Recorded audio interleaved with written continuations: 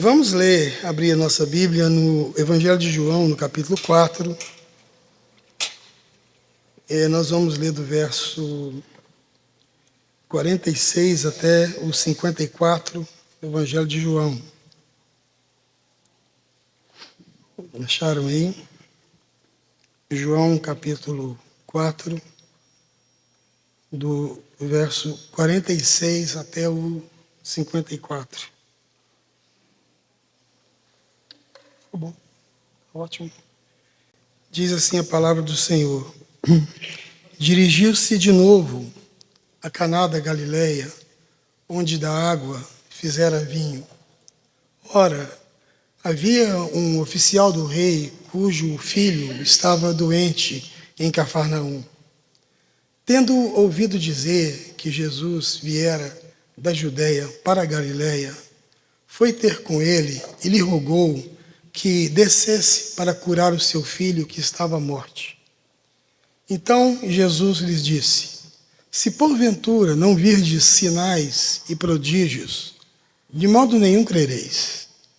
Rogou-lhe o oficial: Senhor, desce, antes que o meu filho morra. Vai, disse-lhe Jesus, o teu filho vive. O homem creu na palavra de Jesus e partiu. Já ele descia, quando lhe vieram ao encontro os seus servos, anunciando-lhe que o seu filho vivia.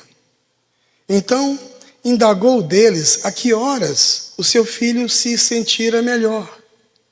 E informaram: ontem, à hora 7, a febre o deixou.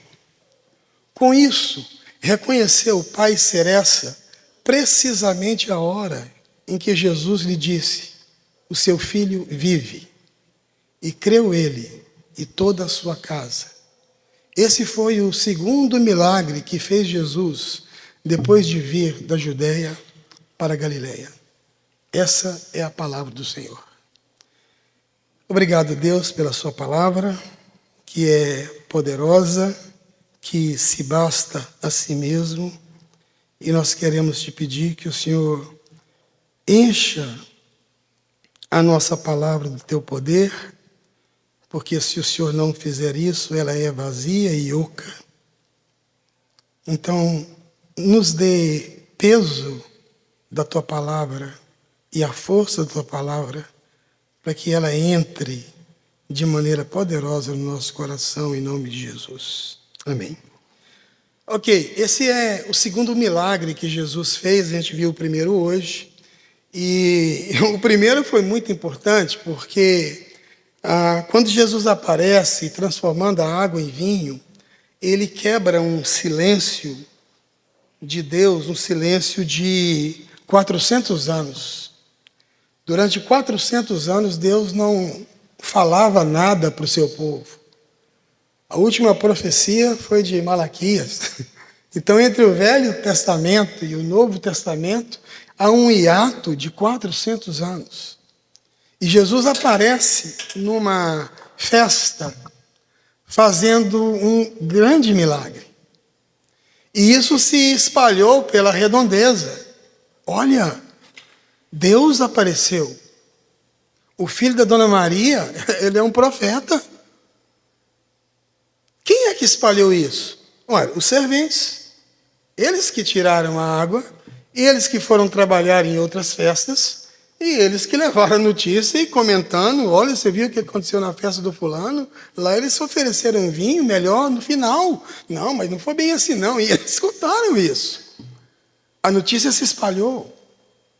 Apesar do povo de Israel estar debaixo do tacão romano e debaixo do Império Romano, escravizado por eles, existia uma memória histórica de como é que as coisas funcionavam no povo de Israel. Não só o povo de Israel sabia como as coisas funcionavam, através dos profetas, mas os próprios romanos e as pessoas que, num certo sentido, escravizavam o povo de Israel, sabiam como é que funcionava. Sabia como é que essa era a história do profeta, de como é que Deus usava os seus profetas, de como é que eles eram poderosos e como é que eles faziam milagres. E que o profeta no reino de Deus, Era como se fosse uma mangueira através da qual o poder de Deus, a força de Deus, a graça e o milagre de Deus passava e atingia as pessoas. Eles tinham exemplos de Elias, de Eliseu, dos outros profetas, e de como esses homens eram poderosos. E essa notícia se espalhou pela circunvizinhança. Cafarnaum ficava a mais ou menos 2 quilômetros de Caná da Galileia, onde Jesus fizera esse grande milagre. E eram 12 quilômetros bem íngreme de subida, era para quem vai. Para quem vem de Galileia para Cafarnaum é descida, mas para quem vai é subida. 12 quilômetros de subida. E diz aqui a Bíblia que existia um oficial do rei, um romano, um soldado romano, cujo filho estava doente em Cafarnaum. E essa doença não era coisa boba, não. Ele não estava com caspa, não. Ele não estava com unha encravada, ele estava mal, passando mal. Ele não foi para o hospital, porque naquela época não tinha hospital, as pessoas eram tratadas em casa, né, Mateus? E elas recebiam tratamento do médico, do curandeiro, era em casa, elas eram curadas lá ou elas morriam lá. E esse menino está mal. E ele é um soldado romano. Mas antes de ser um soldado romano, ele é um pai aflito. E quem é pai aqui, que já levou o menino para o hospital, e já viu o menino com febre, sabe o que eu estou falando. E o menino mal, respiração devagar, olho sem abrir, amortecido e morrendo, e ele fica sabendo que tem um profeta na Galileia. E que, curiosamente, esse profeta está lá, em Caná da Galileia. Eu não vou ficar aqui esperando meu filho morrer. É lógico que ele teve o apoio da família, vai lá atrás desse homem. Eu moro em Anápolis. Anápolis está mais ou menos 30, 40 quilômetros de Abadiânia. Abadiânia é uma cidade que ficou famosa no mundo inteiro por causa do João de Deus. Conhecem essa história? Viram aquele seriado João de Deus? Então, é do lado de Anápolis. É a primeira cidade antes de Brasília, a gente passa por lá. E é impressionante o que é que as pessoas são capazes de fazer atrás de uma cura.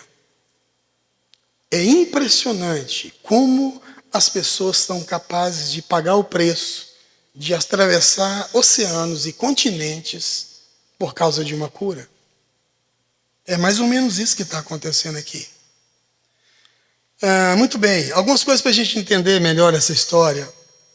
O soldado romano não saía sem a sua farda, sem a sua roupa. Ele não andava paisana, não. O soldado romano vestia caráter. A roupa dele ficava dentro do quarto. Se ele pudesse, ele acordava dentro dela, porque ele era aquilo que ele vestia. Outra coisa, ele também não andava sozinho. Um oficial desse, no mínimo com 2 pessoas. No mínimo com 2 escoltas, com 2 homens a cavalo para protegê-lo. E ele vai buscar Jesus. É claro que ele não vai trazer Jesus na garupa. Ele tem que ter feito uma carroça, uma carruagem, sei lá, uma charrete para trazer Jesus. De Cafarnaum a Caná da Galileia são 12 quilômetros que você faz com 4 bons cavalos, puxando uma charrete, uma carruagem, em 1h30. Com 4 bons cavalos. E para quem não vai parar, é necessário colocar o serviço de bordo também, que naquela época era pão e água. E ele sai para buscar Jesus.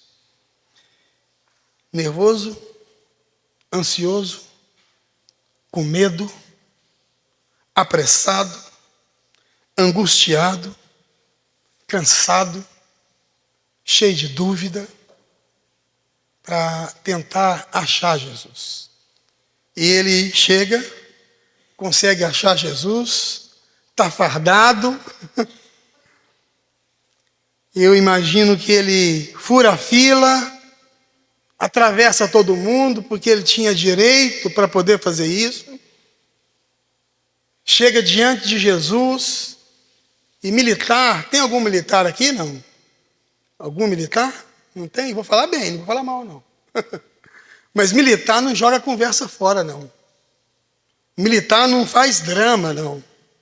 Militar, ele fala numa frase tudo aquilo que ele quer falar.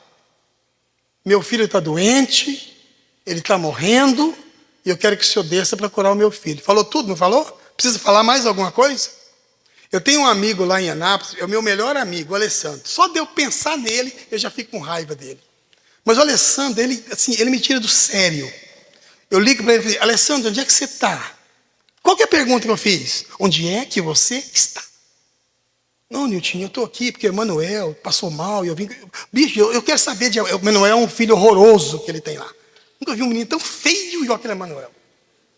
Horroroso. Não, porque o Emanuel não... Eu quero saber se o Emanuel tomou leite. Bicho, eu quero saber onde é que você... Aliás, sabe de uma coisa? Eu vou encerrar minha amizade com o Alessandro aqui.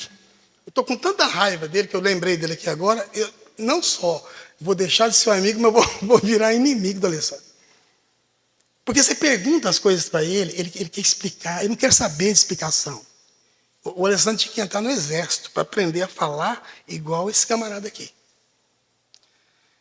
E a hora que ele diz tudo para Jesus, e que conta tudo para Jesus, Jesus pensa assim, cara, se esse camarada não ouvir e não ver prodígios e sinais, ele não vai crer. Eu preciso fazer alguma coisa tão diferente, tão poderosa. Eu preciso fazer algo que nunca se viu em Israel. Porque se eu não fizer, ele não vai crer. Mas Jesus não estava falando isso para questionar o cara, nem para colocar em xeque, nada. Nem, ele estava simplesmente considerando algo com ele mesmo.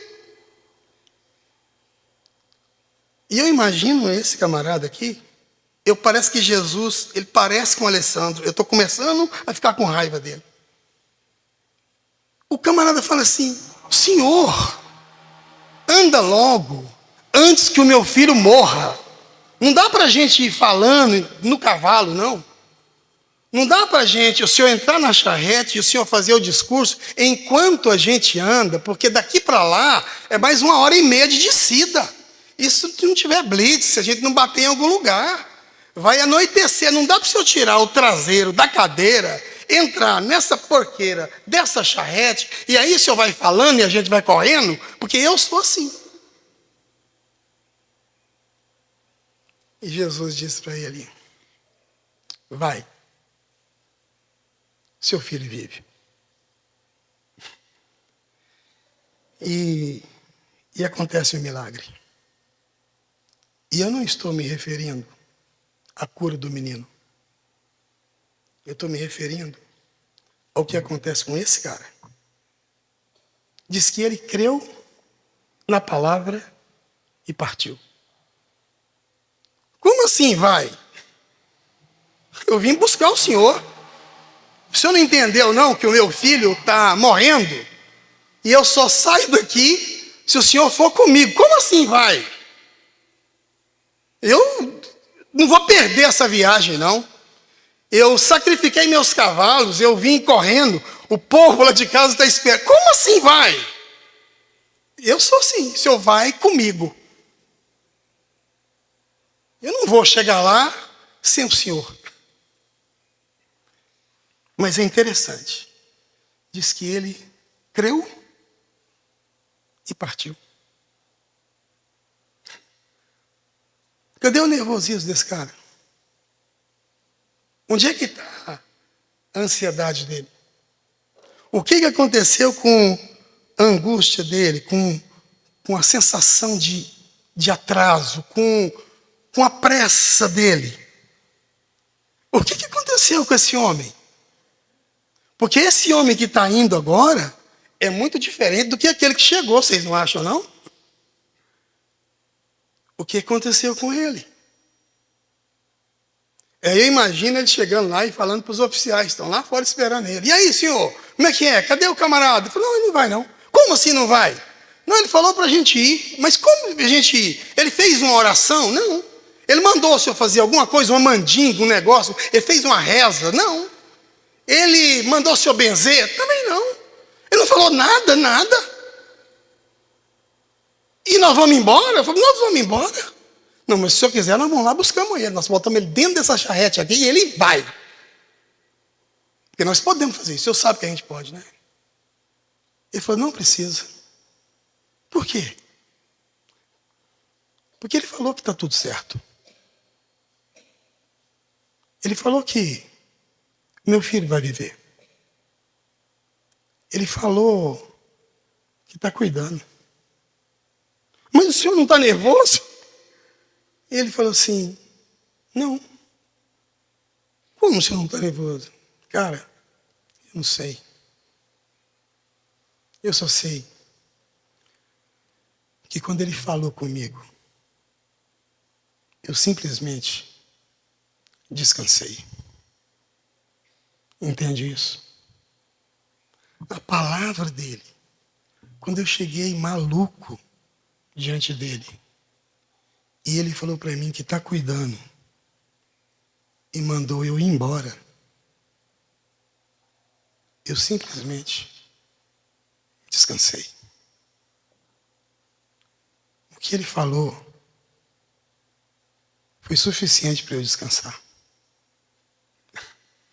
Que coisa, né? Não, então tá bom, senhor. Vamos embora, vamos rápido. Eu falei, não, para que ir embora rápido? Para que sacrificar os cavalos? Tá tudo bem. Vamos para o shopping. Vamos trabalhar. Vamos andar com os cachorros. Vamos comer um peixe lá na casa da Aretusa. Amanhã a gente vai. Amanhã a gente vai. Entende isso? Aí, diz a Bíblia aqui que ele já descia. Quando ele encontra os seus serventes. E os serventes vêm anunciando. Por quê? Porque o menino sarou. O menino ficou bom. Só que o povo lá da casa, que ficou lá, não sabe o que aconteceu com Jesus e com o homem. Eles não sabem. Sabe qual a única coisa que eles sabem? Que o menino sarou. O menino sarou. Os médicos deram jeito. Os médicos venceram a doença. Ou os remédios fizeram efeito. Mas cadê o pai do menino? Não, ele está demorando demais. Vai lá e avisa para ele que não precisa incomodar Jesus. Porque o menino já está bom. Ele está demorando demais, às vezes nem achou Jesus. E eles vão. Porque o povo de lá não tem a mínima ideia do que esse homem viveu. Aí já ele descia, quando os seus servos se encontram no meio do caminho. Ô cara, seu filho está vivo. Sério, como é que foi isso? Não sei. O menino começou a rir, a pular, está lá, correndo, tá bem, ele sarou. Aí o oficial pergunta, escuta, que hora foi isso? Que hora que esse menino ficou bom? E eles dizem, foi ontem. Ontem. Foi ontem. Isso significa, gente, que ele foi bem devagarinho, sem pressa, como quem sabe que entregou a coisa na mão de gente certa e como quem sabe que pode confiar naquele que ele ouviu. Ontem, na hora 7ª, a febre deixou. Ele falou, foi essa hora mesmo. Foi essa hora mesmo. E o João é muito econômico. Ele é bom, eu gosto de ler o Evangelho, mas ele é muito econômico quando ele fala. Ele diz assim, quando é que isso aconteceu? Ele diz, ontem, na hora 7ª, a febre o deixou. E diz assim, com isso, creu ele e toda a sua casa. Como assim creu? Creu o quê? O cara está no meio do caminho, João, vamos, meu filho. Parece o Alessandro, desenrola, conta a história. Agora é a hora de você contar. Mas a gente deduz. Ele chegou em casa. E eles creram. Não foi porque o menino estava bom, não. Eles creram. Porque com certeza esse camarada contou o que aconteceu. Vocês não sabem o que aconteceu. Eu cheguei lá apavorado, desesperado, com medo de não achar. Cada minuto parecia um século. Eu só pensava no meu filho morrendo. E quando eu cheguei e me aproximei dele e contei para ele a história, sabe o que ele falou? Vai, o seu filho vive. E a palavra dele tinha uma força. Vocês não estão entendendo. A palavra dele é viva e eficaz. A palavra dele é mais cortante do que uma espada de 2 gumes, que penetra na gente, que se enfia na gente, a ponto de dividir alma e espírito, juntas e medulas.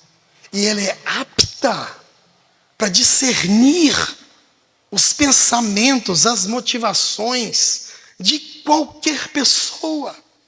E não existe ninguém que não seja aberto por essa palavra ou que possa oferecer resistência a essa palavra, porque quando ele fala, a palavra dele tem peso. Quando ele fala, a palavra dele tem força. Quando ele fala, a palavra dele é carregada de verdade. Quando ele fala, a palavra dele é carregada de virtude. E ela se estabelece dentro da gente de uma forma poderosa. Porque a palavra dele, esse é o testemunho do cara. E eu só sinto vocês não estarem lá para ouvir o que eu ouvi. Aí eles dizem, quem disse que a gente não está ouvindo? Quem falou que a gente não está ouvindo? Porque essa palavra reproduzida por quem quer que seja, porque não é palavra de ninguém, a não ser palavra de Deus, ela continua produzindo os mesmos efeitos hoje. E é por isso que ela tem peso, tem força e está se enfiando aí nesse seu coração. Porque não é coisa minha, porque é a palavra de Deus. E da próxima vez que eu me encontrar com ele, eu vou sabendo quem ele é. Ele não é um profeta, não. Ele é Deus. Ele é Deus conosco. Meus irmãos, nós precisamos ouvir mais Jesus. Nós precisamos prestar mais atenção naquilo que ele nos diz. Eu percebo que a cura desse menino aqui foi um detalhe. Talvez nem precisasse ser curado. Porque o que Jesus faz com esse homem, com esse pai, nunca se viu em Israel. O que Jesus é capaz de fazer comigo e com você através da sua palavra, você não tem ideia, porque a palavra de Jesus, ela cria vida. Vai, pode ir. Eu estou cuidando. Tem alguma coisa que você deixou aqui nas mãos de Jesus? Ou tem alguma coisa que você quer deixar nas mãos de Jesus? Deixa. E pode ir embora. Eu vou cuidar. Vai passear. vai trabalhar, vai andar com o cachorro, vai para o shopping, vai comer peixe, vai pescar. Eu estou cuidando. E eu vou, sabe por quê? Porque a palavra dele tem peso. E eu creio. Amém, queridos? Era tudo isso que eu tinha para hoje. Mas eu queria ter um momento de oração. Eu não vou chamar você aqui na frente, você não vai cantar, nem levantar a mão. Hoje eu falei com uma pessoa e falei assim, eu fiquei morrendo de medo de você me chamar lá na frente. Eu falei, já basta eu, para assustar o povo. Se eu e você, aí vai ser o trem fantasma. Né? Mas eu só quero que você coloque isso aí diante de Deus. Deus, eu estou apavorado, eu estou nervoso, eu estou preocupado, eu estou com pressa, eu estou com medo, eu estou com dor, eu estou ansioso. E eu quero que o Senhor vá comigo. Mas eu sei que se o Senhor disser que está cuidando, eu posso ir embora. Curva a sua cabeça. Fale com Deus.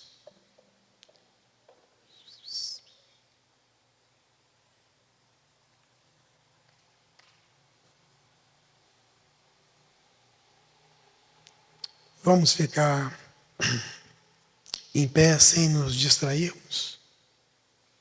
Levanta todos nós, vamos ficar em pé. Cadê o pessoal da música? A gente. O que é que você está nervoso, ansioso, apressado, angustiado, cansado?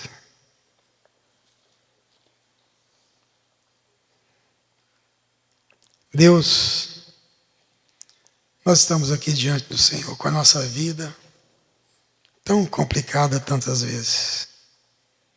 Quem olha para a gente vê o sorriso plástico, inventado, ensaiado, teatralizado, não tem ideia do que vai no nosso coração.